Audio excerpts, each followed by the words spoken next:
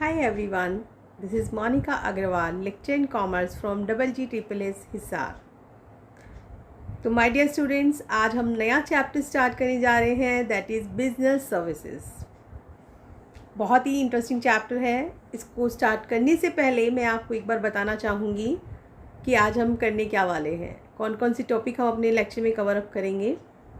आज बच्चों हम पढ़ेंगे गुड्स का मीनिंग क्या होता है, सर्विसेज किसे कहते हैं, बिजनेस सर्विसेज के बारे में भी हम पढ़ेंगे कि उसकी नेचर क्या है, किसे कहते हैं, कितने टाइप्स की होती है। और बिजनेस सर्विसेज में ही हम एक टाइप लेकर चलेंगे, दैट इज़ बैंकिंग।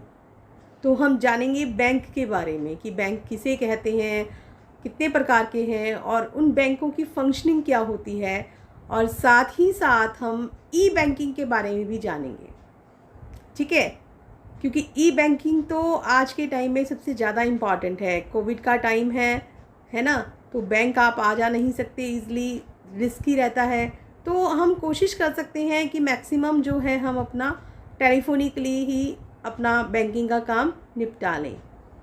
तो चलिए स्टार्ट करते हैं। हम आगे चलने से पहले बच्चों मैं आपको एक चीज़ बताना चाहूँगी कि जो सर्विसेज होती हैं या कुछ ऐसी ट्रांजैक्शंस होती हैं जो अपनी आप लाइफ में देखते रहते हो, बिजनेस एक्टिविटीज़ के बारे में आप बहुत देखते हो, कुछ आपने अपनी ज़िंदगी में एक्सपीरियंस भी की होगी। अब मैं आपको कुछ फ़ोटोग्राफ्स दिखा रही हूँ, उन फोटोग्राफ्स को आप देखिए और उसमें समझिए साथ साथ। देखिए, जैसे यहाँ पे कुछ बिजनेस एक्टिविटीज़ हैं, लाइक यहाँ पे पहली पिक्चर में जो है वो बर्गर परचेज़ करने के लिए एक पर्सन जा रहा है कि आप मार्केट से बर्गर परचेज़ करते हैं। साथ ही जो दूसरी पिक्चर है उसमें दिखाया गया है कि एक पर्सन बर्गर खा रहा है। तो यहाँ पे दो अलग अलग एक्टिविटीज़ है कि वो रेस्टोरेंट में बैठ के बर्गर खा रहा है, वो वहाँ पे बर्गर परचेज़ कर रहा है। दोनों ही बिजनेस एक्टिविटीज़ हैं, है ना, क्योंकि वो बेच रहा था तो उसने ख़रीदा, वो वहाँ पे रेस्टोरेंट में खिला रहा है तो वो खा रहा है। तो ये उनका क्या है, बिजनेस है। इसी तरह से अगली देखिए, यहाँ पे एक पर्सन जो है वो वीडियो कैसेट या सीडी परचेज़ कर रहा है, जबकि दूसरी तरफ कि अगर आपने वहाँ से वीडियो कैसेट परचेज़ किया, सीडी परचेज़ की कि आप घर बैठ के आराम से मूवी देख लोगे। दूसरी तरफ क्या है कि आप सिनेमा हॉल में टिकट परचेज़ करके और फिर आप मूवी देख रहे हैं। तो देखना तो यहाँ पे दोनों ही मूवीज़ का है, लेकिन इन दोनों कामों में भी क्या है, थोड़ा सा डिफरेंस है, जिसके बारे में अभी हम बात करेंगे। फिर नेक्स्ट हमारा क्या आ जाता है, देखिए यहाँ पे हमने एक स्कूल बस परचेज़ की और दूसरी तरफ हमने क्या किया, दूसरी पिक्चर में हमने उस एक स्कूल को दे दिया लीज़ पर कि वो बच्चों को लेकर आई जाएगी, तो हमने उसे लीज़ पर दे दिया। अब तीनों ही चीज़ों में क्या फ़र्क है, पहला था कि वो बर्गर परचेज़ कर रहा है फिर बर्गर खा रहा है, दूसरे में क्या था, हमारा सीडी परचेज़ कर रहा है, दूसरे में वो मूवी सिनेमा हॉल में देख रहा है ना। तीसरी चीज़ में क्या था कि हमने स्कूल बस परचेज़ की और वहाँ पे आपने लीज़ पर दे दी। अब यहाँ पे डिफरेंस क्या है बच्चों कि हर एक जगह में एक पर्सन जो है वो परचेज़ कर रहा है, उसको कोई आइटम मिल रही है ना, कि और दूसरे में क्या है कि वो सर्विस को एक्सपीरियंस कर रहा है। जैसे कि देखिए, दोबारा से मैं इनको एक नज़र डलवा रही हूँ आपके पास। देखिए यहाँ पे उसने बर्गर परचेज़ किया तो उसके पास बर्गर आ गया, उसके पास चीज़ आ गई, ठीक है। यहाँ पे उसने बर्गर खाया, ये एक सर्विस एक्सपीरियंस कर रहा है। इसमें उसने वीडियो परचेज़ की या सीडी परचेज़ की है तो उसके पास वो अवेलेबल है, लेकिन यहाँ पे उसने मूवी देखी है, वो क्या कर रहा है, एक सर्विस एक्सपीरियंस कर रहा है। तीसरे में उसने स्कूल बस ली तो उसके पास एक आइटम आ गई परचेज़ करके, जबकि उसने लीज़ पर दी तो वहाँ पर एक सर्विस दे रहा है वो, है ना। तो यहाँ पे अब फ़र्क क्या है, मतलब यहाँ एक गुड्स है, एक सर्विसेज है। तो आइए चलिए हम अपना जो देखते हैं इसमें कि जो ट्रांजैक्शंस होती हैं वो दो तरीके से हमारी होती हैं, कि एक तो गुड्स में और एक दूसरी सर्विसेज में। अब जो गुड्स है वो क्या है हमारी, देखिए गुड्स जो होती हैं वो टेंजिबल होती हैं, which we can be touch, जिनको हम छू सकते हैं, जिनकी फिजिकल प्रेजेंस होती है, दैट इज़ गुड्स। जैसे कि अगर कोई एक फर्नीचर का व्यापारी है, वो फर्नीचर में डील करता है, फर्नीचर बेचता है, तो फर्नीचर आप देख भी सकते हैं, छू भी सकते हैं, है ना, उसकी फिजिकल प्रेजेंस होती है। और वो कोई भी चीज़ हो सकती है, जैसे कि फर्नीचर हो गया, कपड़ा हो गया, कोई भी फूड आइटम हो गई, कुछ भी है, मतलब एक ऐसी चीज़ जिसको आप कस्टमर को डिलीवर कर सकते हो। आप उस चीज़ को भी कस्टमर को डिलीवर कर रहे हो, साथ ही साथ आप उसकी ऑनरशिप भी दे सकते हो। ठीक है, आपने कार परचेज़ करी तो आपको कार भी मिलेगी और उसके कागज़ भी मिलेंगे कि भाई हाँ, ये सारा का सारा अब आपका हो गया है ना। ये इसको करने से जो पर्पज़ है वो गुड्स का क्या है कि जब हम एक दूसरे को सामान बेचते हैं या गुड्स बेचते हैं, तो वो हम कहीं ना कहीं जो हमारा कंज्यूमर है या कस्टमर है, हम उसको उसकी यूटिलिटी देना चाहते हैं जिससे कि वो सेटिस्फाई हो सके। तो गुड समझ में आ गया आप लोगों को कि which can be touch and have a physical presence. ठीक है, चलिए अब आती है बात सर्विसेज की। सर्विसेज क्या है? सर्विसेज इंटेंजिबल हैं, जिसे आप देख नहीं सकते। अब जैसे कि डॉक्टर के पास आप जाते हैं आप अपना इलाज करवाने के लिए, तो क्या डॉक्टर को, जो डॉक्टर ने आपको प्रिस्क्रिप्शन लिख के दिया या डॉक्टर ने आपको चेकआउट किया, तो क्या आपको कोई चीज़ मिली तो आपको क्या मिली? डॉक्टर की एडवाइस, सलाह मिली, आपने उससे दवाई ली, वो फ़ायदा आपने उठाया। मीन्स कि जिसको आप नहीं देख सकते। हाँ, आपको यहाँ पे उसका फ़ायदा हुआ, सेटिस्फेक्शन भी वैसे ही मिली जैसे आपको गुड्स में मिली थी, है ना। लेकिन क्या है, ये इंटेंजिबल प्रोडक्ट है, इसको आप घर नहीं लेके जा सकते। लेके क्या जा सकते हो आप? इसका इफ़ेक्ट लेके जा सकते हो सर्विस का। डॉक्टर से आपने अपना इलाज करवाया, आप ठीक हो गए, मीन्स आप बीमारी से आप ठीक हो गए, वो इफ़ेक्ट आप घर लेके जा रहे हो। जैसे कि फर्स्ट में आपने बर्गर खाया तो आपका पेट भर गया, वो इफ़ेक्ट आप घर लेकर गए। ठीक है, दूसरे में आपने मूवी देखी, आपको अच्छा लगा, आपने अच्छा फील किया, वो आप अपना लेके जा रहे हो, आप मूवी तो उठा के नहीं लेकर गए ना। तो ये हमारी क्या चीज़ें हैं? सर्विसेज हैं। अब सर्विस जो होती है वो 3-4 तरीके की होती हैं। जैसे कि एक बिज़नेस सर्विसेज हो गई कि जो बिज़नेस के लिए, जो बिज़नेस को हेल्प करती है, व्यावसायिक क्रियाओं के लिए हेल्पफुल है। एक होती है सोशल सर्विसेज, जिसे हम कहते हैं समाज सेवा। तो वो समाज के लिए की जाती हैं।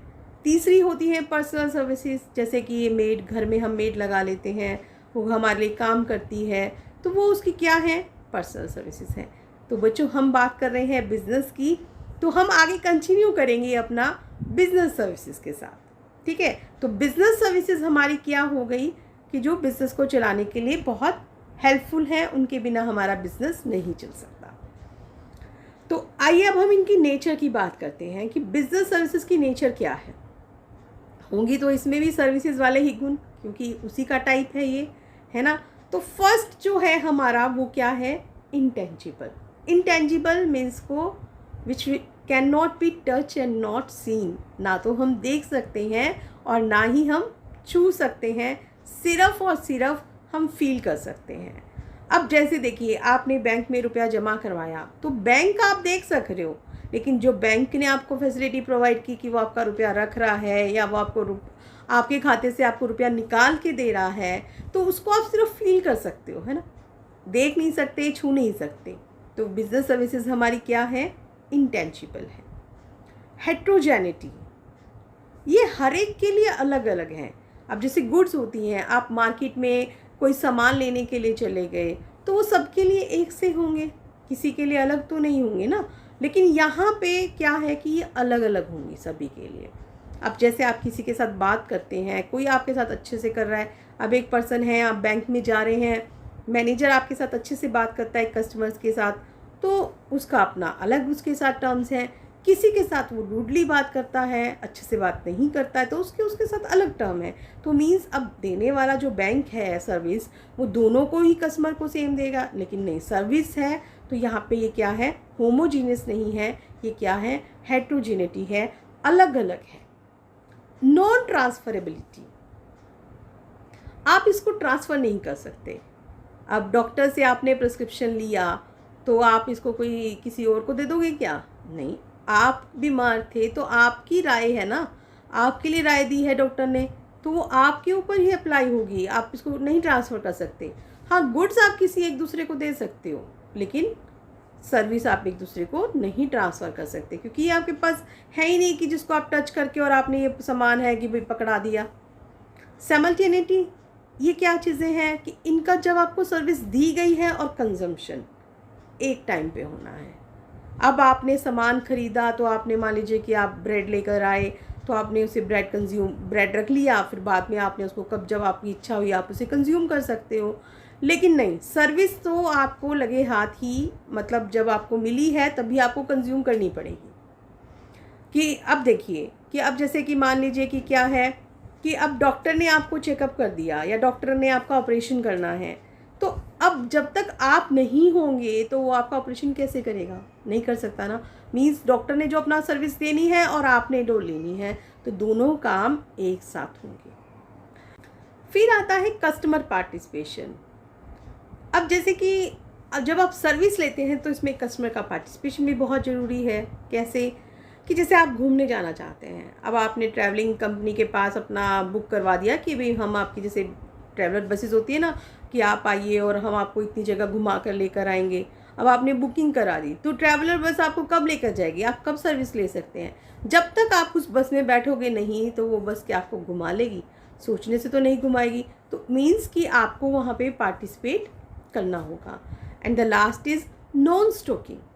आप इसको स्टॉक नहीं कर सकते। गुड्स को आप स्टॉक कर सकते हो, है ना, उनको आप बाद में यूज़ कर सकते हो कि आपने माल बना लिया, फर्नीचर बना लिया, फर्नीचर जब नहीं बिका कोई बात नहीं, महीने में, 2 महीने में, 6 महीने में बिक ही जाएगा, लेकिन सर्विस को नहीं कर सकते आप।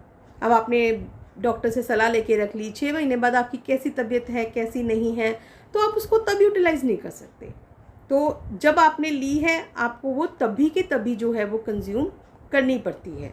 ठीक है, तो ये क्या थी हमारी नेचर ऑफ बिजनेस सर्विसेज। चलिए अगला आता है हमारा टाइप्स ऑफ बिजनेस सर्विसेज। कितने प्रकार की है हमारी ये? पहला है बैंकिंग, जो बिजनेस सर्विसेज है। पैसा आपको पता है कि सबसे मेन इम्पॉर्टेंट चीज़ है। एक किस्म से हम ये कह सकते हैं कि ह्यूमन बॉडी में जैसे ब्लड है ना, उसी तरीके से जो बिज़नेस है वहाँ पे पैसा जो है वो एक ब्लड का काम करता है, उसके बिना आप नहीं चल सकते। तो बैंकिंग आपको क्या करता है? ये पैसा लेना देना, कहीं कस्टमर से कलेक्शन करना आपके बिहाफ पे, तो ये सारे काम वो आपको प्रोवाइड करवाता है। दूसरी चीज़ आ जाती है इंश्योरेंस। इंश्योरेंस कंपनी आपने सुना होगा, बीमा जिसे कहते हैं, जैसे जीवन बीमा, अग्नि बीमा। किस लिए होता है? कंपनी कुछ प्रीमियम लेती है, कुछ पैसे लेती है आपसे, और जो आपका रिस्क है वो कंपनी अपने ऊपर ले लेती है। अब लाइफ इंश्योरेंस है, जैसे जीवन बीमा है, भी आपकी मृत्यु होने का डर है तो आप अपना लाइफ इंश्योरेंस करवा लेते हैं कि जब आपकी डेथ हो जाएगी तो आपको वो पैसे, जो आपके बिहाफ पे पैसे जो भी आपका नॉमिनी है उसको वो मिल जाते हैं, या जो एक फ़िक्स टाइम है कि उस टाइम नहीं कुछ हो रहा है। या जैसे फायर इंश्योरेंस है कि अग्नि बीमा, हमने अपना माल की एक करवा लिया, सेफ़ हो गया, कि भगवान ना करे कि कभी आग लग गई, हमारा नुकसान हो गया, तो हमें जो बीमा कंपनी है वो पैसा दे देगी। ठीक है, तो यहाँ पे जो जो पार्टी है वो क्या करती है कि प्रीमियम के बदले उनका जो जोखिम होता है या रिस्क होता है वो अपने ऊपर ले लेती है। तीसरी चीज़ आती है ट्रांसपोर्ट, यातायात। अब हर जगह तो हर सारा माल अवेलेबल नहीं होता। हम भी कहते हैं सब्जियां हैं, कई जगह से दूर दूर से भी आती हैं, और माल भी है वो भी दूर दूर से आता है ना। किसी जगह का कोई माल फेमस है, किसी जगह का कोई सामान फेमस है, कहीं पे रॉ मटेरियल बहुत सारा है किसी चीज़ का, और कहीं पे ऐसा होता है कि कुछ नहीं है। तो माल कहाँ से काम चलेगा जब वो एक जगह से दूसरी जगह जाएगा, और एक जगह से दूसरी जगह जाने के लिए उसको क्या चाहिए? उसको चाहिए ट्रांसपोर्ट। तो ट्रांसपोर्ट भी यहाँ पे एक बहुत इम्पॉर्टेंट बिजनेस सर्विस है। वेयर हाउसिंग, सारा माल आपका बिका नहीं है। जैसे अभी मैंने पीछे बताया कि फर्नीचर आपने बना के रख लिया, लेकिन फर्नीचर बिका ही नहीं, तो आप उसे क्या करोगे? संभाल के रख लोगे। आपके पास बहुत सारी गेहूँ आ गई, आपके पास बहुत सारा गेहूँ था, अब ये वो आपका एकदम से बिक नहीं रहा, तो आपने उसको क्या कर लिया? स्टोर कर लिया बड़े बड़े गोडाउन्स में। That is warehousing. फिर नेक्स्ट आ जाता है कम्युनिकेशन। कम्युनिकेशन क्या है? अपने आइडियाज़, अपने थॉट्स एक दूसरे से एक्सचेंज करना, है ना। फैक्ट्स, आइडियाज़, थॉट्स, कुछ भी हम एक दूसरे से एक्सचेंज कर सकते हैं, लेकिन समझ आना चाहिए, जो सामने वाला आपको कह रहा है वही आपको समझ में आना चाहिए, तभी गुड कम्युनिकेशन होता है। अब जैसे मैं आपको कुछ कह रही हूँ, अगर वही आपको समझ में आ रहा है जो मैं समझाना चाहती हूँ, तब गुड कम्युनिकेशन है। अगर जो मैं समझाना चाहती हूँ आपको समझ ही नहीं आ रहा, इट मीन्स वो बैड कम्युनिकेशन है। तो बिज़नेस सर्विसेज में भी तो कम्युनिकेशन की ज़रूरत पड़ती है। आप माल बेच रहे हो, खरीद रहे हो, तो भी आपको ज़रूरत है। माल बनवा रहे हो, आपने अपने एम्प्लॉयज़ से बात करनी है, तो भी आपको कम्युनिकेशन की ज़रूरत है ना। तो ये तो थे बच्चों हमारे बिजनेस सर्विसेज के टाइप्स। लेकिन अब इन चीज़ों पर अलग अलग अब हमें डिटेल में बात करनी है। तो आज हमारा जो मेन अब उसमें रहेगा वो हम सिर्फ और सिर्फ बात किसके बारे में करेंगे, बैंकिंग के बारे में। चलिए, बैंकिंग की शुरुआत कहाँ से होती है? बैंक ही तो वो प्रोवाइड कर रहे हैं ना सर्विसेज आपको।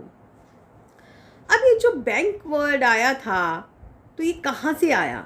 ये एक टर्म थी जिसे हम बैंची वगैरह कह देते थे। पुराने ज़माने में कहते हैं कि जो इटली में लोग होते थे ना, व्यापारी वगैरह, वो क्या करते थे, जो मनी एक्सचेंज करने का काम करते थे कि एक दूसरे को रुपया देना, उधार में करना, तो वो लोग एक टेबल पे बैठ के यूजली ये पेमेंट्स वगैरह करते थे, जिसे हम बैंची कहते थे। तो इसी से क्या नाम पड़ गया उसका, बैंची, बंचेरी, बैंकी, जिसे भी कुछ भी कह देते थे, है ना। तो वो नाम धीरे धीरे मोल्ड होके क्या बन गया, वो बैंक बन गया। जबकि कुछ लोग जो हैं वो क्या कहते हैं कि जो बैंक वर्ड है वो ग्रीक से आया है। ग्रीक में एक वर्ड है बैंक, उसकी स्पेलिंग है BANQUE, लेकिन हमारे यहाँ इसका क्या है, बैंक। ठीक है, तो बैंक एक किस्म से हम बैंक को अब क्या कह सकते हैं, जैसे एक बिजनेसमैन होता है, वो गुड्स में डील करता है ना, कि फर्नीचर का व्यापारी फर्नीचर में डील करेगा, कपड़े का व्यापारी कपड़े में डील करेगा। उसी तरह से जो बैंक होता है वो किस में डील करता है, पैसे में, मनी में। जैसे आप फर्नीचर की खरीद बेच करते हो, वो अपना पैसा खरीद बेच तोड़ना है, वो हमें पैसा उधार दे रहा है, हमारा पैसा अपने पास जमा के रूप में स्वीकार कर रहा है ना। तो ये काम जो है वो बैंक करता है। तो चलिए इसकी डेफिनेशन करते हैं अब हम। देखो बच्चों, जब कोई चीज़ होती है ना, तो उससे रिलेटेड उससे एक्ट भी कई बार बन जाते हैं। तो यहाँ पे अब जो एक्ट आता है इसका, अब इसमें क्या हुआ कि एक एक्ट बनाया गया, बैंकिंग रेगुलेशन एक्ट 1949 में बना था, इसलिए उसका नाम क्या पड़ गया, इंडियन बैंकिंग रेगुलेशन एक्ट 1949।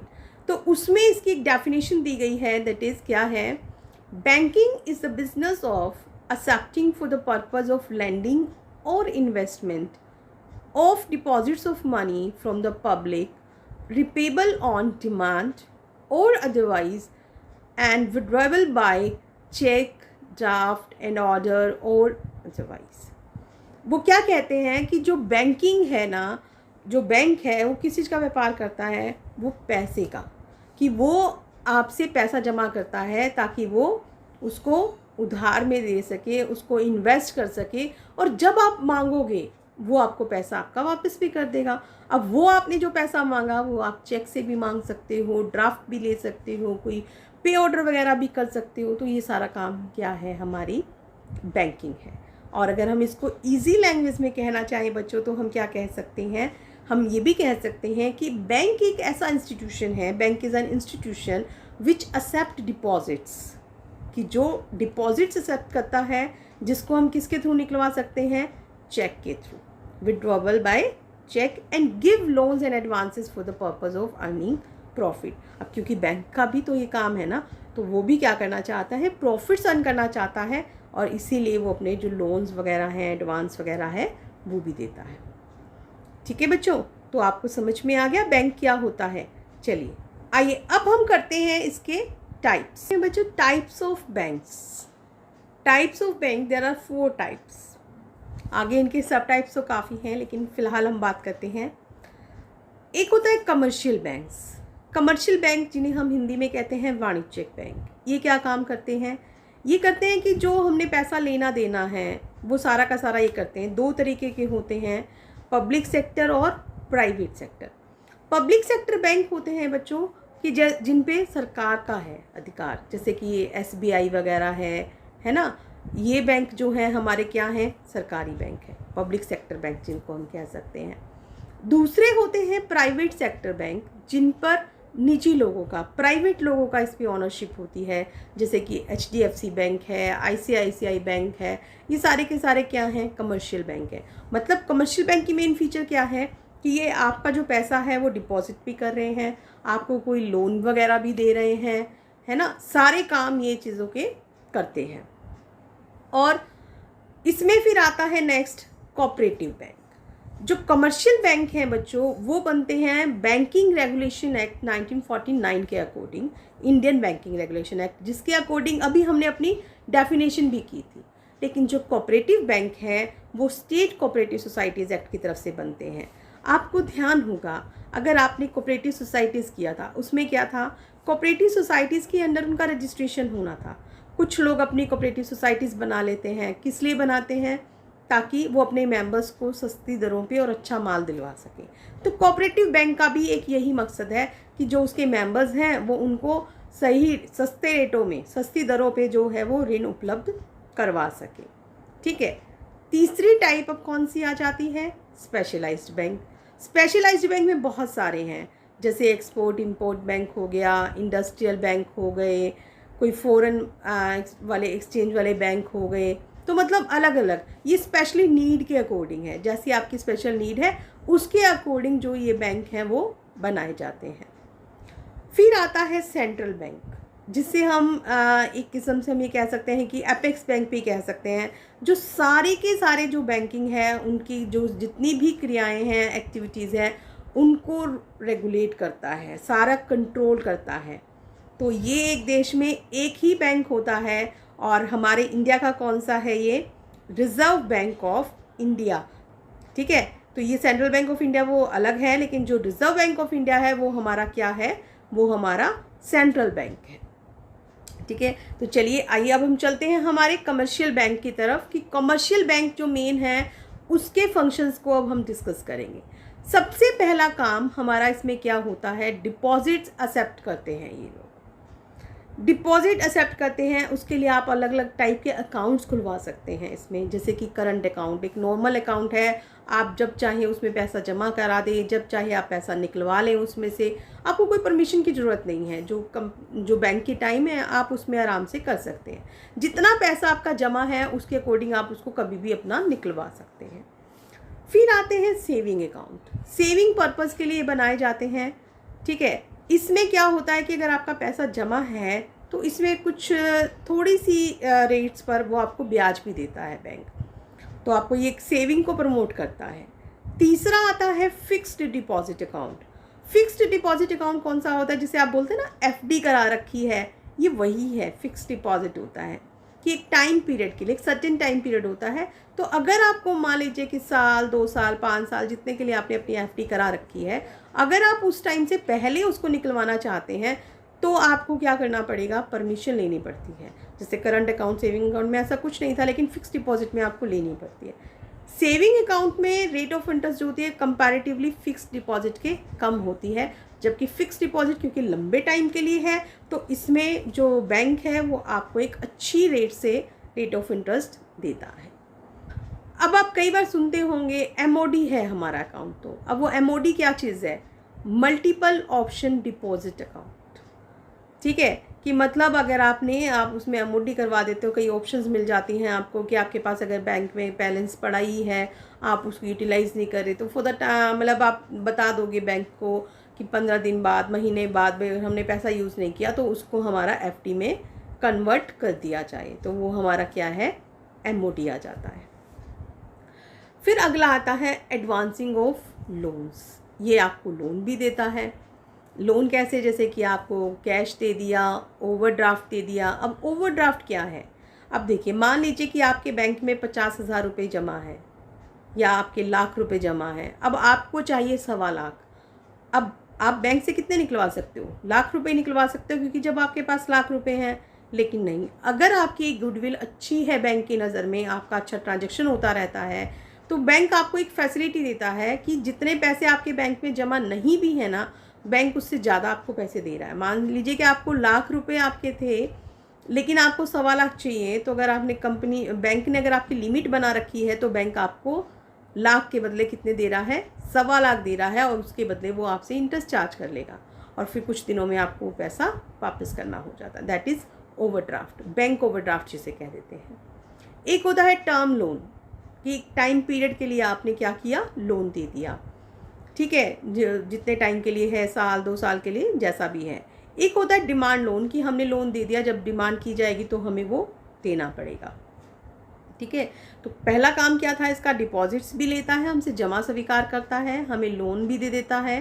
तीसरी फैसिलिटी क्या करते हैं, चेक फैसिलिटी, हमें चेक दे देते हैं।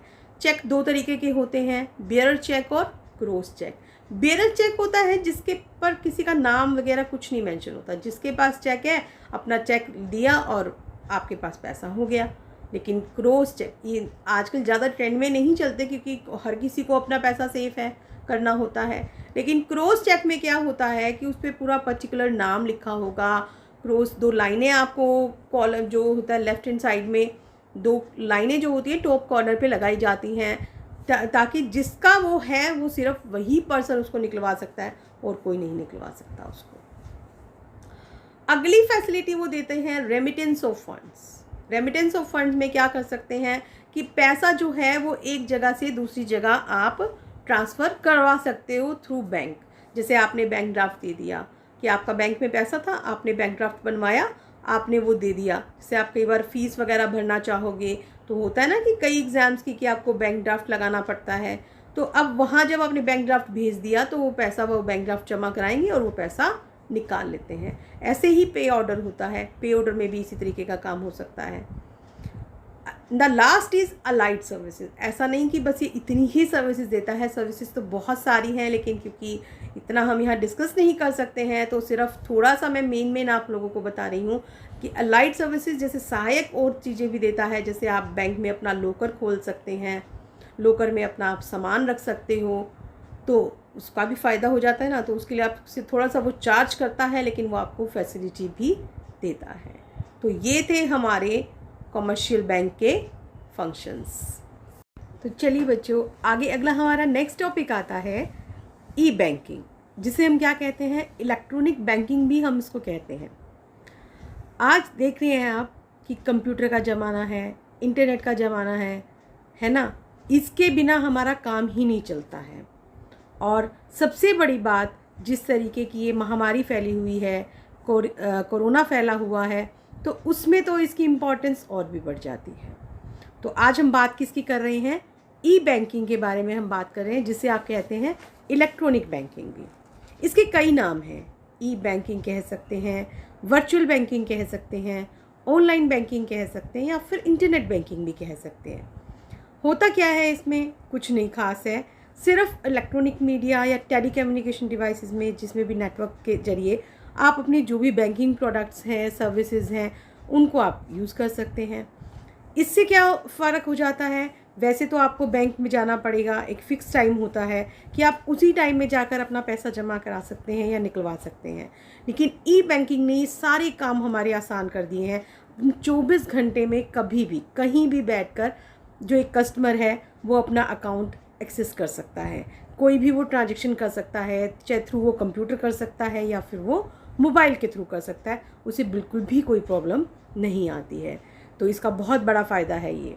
चलिए अब हम बात करेंगे ई बैंकिंग सर्विसेज की, क्योंकि कंप्यूटर के थ्रू आपका सारा काम हो रहा है तो काम भी जल्दी है, कॉस्ट भी कम आती है ना, टाइम की सेविंग हो गया, कॉस्ट पैसे की भी सेविंग है, हर चीज़ का फ़ायदा है। तो ई बैंकिंग जो है हमारी बहुत तरीके की सर्विसेज देता है। सबसे पहली है EFT। EFT की फुल फॉर्म क्या है, electronic fund transfer. Electronic fund transfer भी एक कंप्यूटराइज सिस्टम के थ्रू ही है। इसमें भी पैसा आप क्या कर सकते हैं, इलेक्ट्रॉनिक डिवाइस से एक खाते से आप दूसरे खाते में जमा करवा सकते हैं। अब इसमें ज़्यादातर कौन सी होती हैं, जैसे कि डायरेक्ट डेबिट्स वगैरह की सीधे ही आपके जो टेलीफोन बिल है, इलेक्ट्रिसिटी बिल वगैरह हैं, ये हो जाते हैं। क्रेडिट्स भी हो जाते हैं डायरेक्ट्स, कि जैसे अगर आपके पास शेयर्स हैं तो डिविडेंड आपके पास आ जाएगा, डिबेंचर अगर आपके पास है तो आपके पास इंटरेस्ट आ जाएगा, कमीशन आ जाएगा। तो इस तरीके के बहुत सारे काम आप इसमें आराम से कर सकते हैं। और सबसे मेन फ़ायदा यही होता है इन चीज़ों का, ई बैंकिंग का, इलेक्ट्रॉनिक फ़ंड ट्रांसफ़र का, कि 24 घंटे में आप कभी भी कहीं से भी बैठे हुए कर सकते हैं। ठीक है, तो उससे क्या है कि बैंक को भी फ़ायदा है और कस्टमर को भी फ़ायदा है। अगली जो हमारी आती है service, that is ATM. ATM तो नाम सबने बहुत सुना है और आप यूज़ भी बखूबी करते होंगे, लेकिन इसकी फुल फॉर्म अक्सर बच्चों को नहीं पता है। तो फुल फॉर्म इसकी क्या है? Automated teller machine.